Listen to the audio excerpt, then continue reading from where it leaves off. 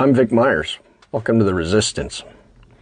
Have you noticed how the Gestapo goons snatching people off the street are almost always white, with big Duck Dynasty beards sometimes? Hold on to that thought. Now let's talk about Secretary of Defense Pete Hegseth. Do you remember when he was nominated? When he was pulled out of a drunken gutter at Fox News and handed the keys to the Pentagon? Do you remember the controversy over his tattoos? The claims that some of those tattoos were tied to white supremacy. Now, to be fair, some of those tattoos could just be unit pride or things he personally believes in that have nothing to do with white supremacy. You got to give a guy the benefit of the doubt, right? Unless, of course, the Secretary of Defense does something that completely removes all doubt. Now, what could that possibly be? Maybe making up an obscure rule to drive black service members out of the military. See, there's a condition called pseudofolliculitis barbae.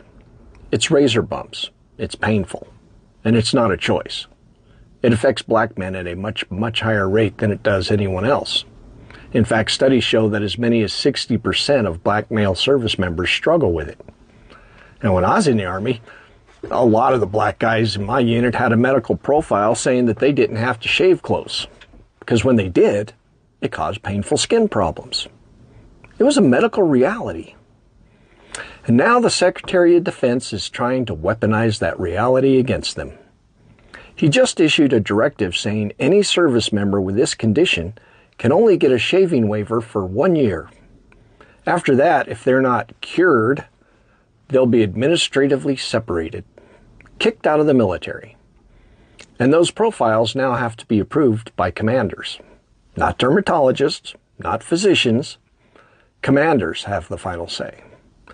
That means medical science is now being second-guessed by line officers, and people who actually treat the condition, their opinion doesn't matter. We need to call this what it is.